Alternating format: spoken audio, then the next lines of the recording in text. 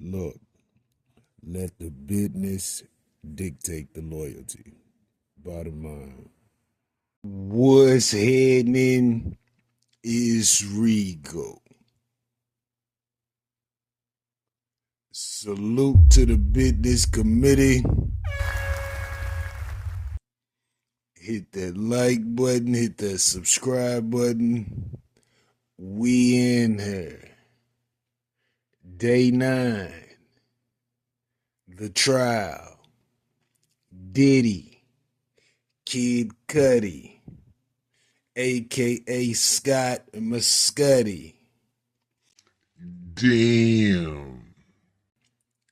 Kid Cudi has taken the stand, and he speaks to the arson allegedly performed by Diddy. Kid Cudi states who he is, what he does. He's an actor and a musician. Gives his pseudonym, which is Kid Cudi. They show him a photo. He states, "That's Cassie." He provides the court with the time that they dated, which was 2011, while she could have been on and off with Sean Diddy Combs. But at the time, Cudi says they were separated. They weren't dating anymore. In 2011, Kid Cudi had a break-in.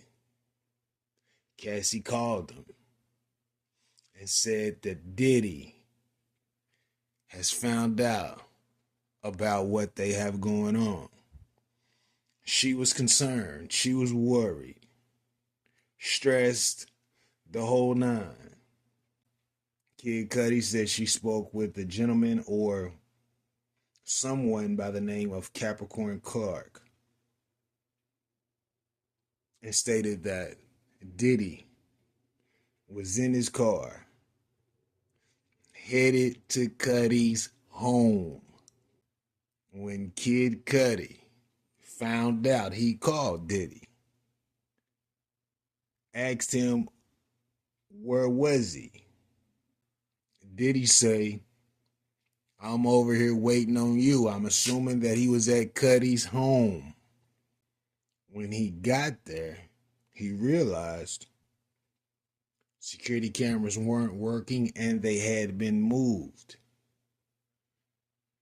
And he didn't move them. He gets inside. He sees that gifts were open. Stuff that he had got from a particular high-end store. And his dog was locked in the bathroom. Cudi knew something wasn't right because he lets his dog roam the home. He had had that dog for 3 years. After Diddy broke into that home, his dog was never the same. Cudi being upset gets on the phone like, "Diddy, where you at? What's happening?" Ready to get it cracking. So he calls him, asks him where he's at. He said he's headed back to him. In the meantime, I guess he saw Cassie. Cassie looked like she was down, depressed, and she wasn't the same. I assume Kid Cudi told Cassie about what happened, the breaking and entering of the home by Diddy, and that his dog had been ultimately traumatized. So based on those situations that transpired, the two decided to eventually break up. But then the car situation comes into play.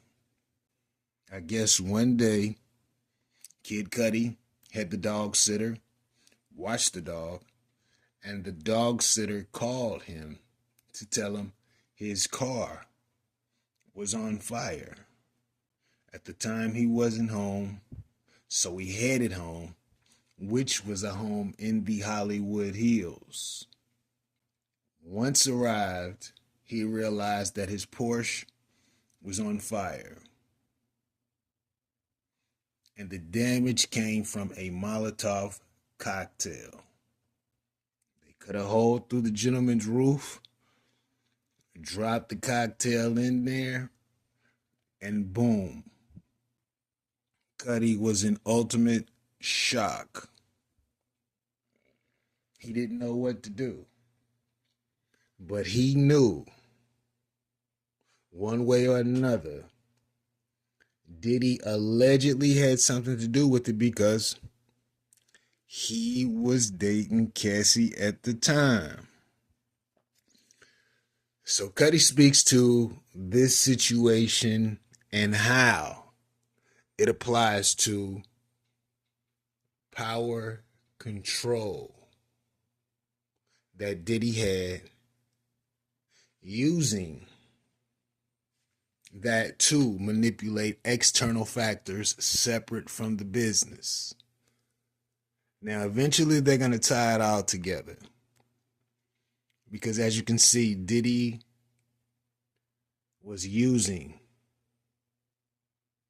all of his connections, all of his abilities with the money and power influence that he has to get his way, legal or illegal. It's a wild situation. That's Kid Cudi on the stand. They took a break.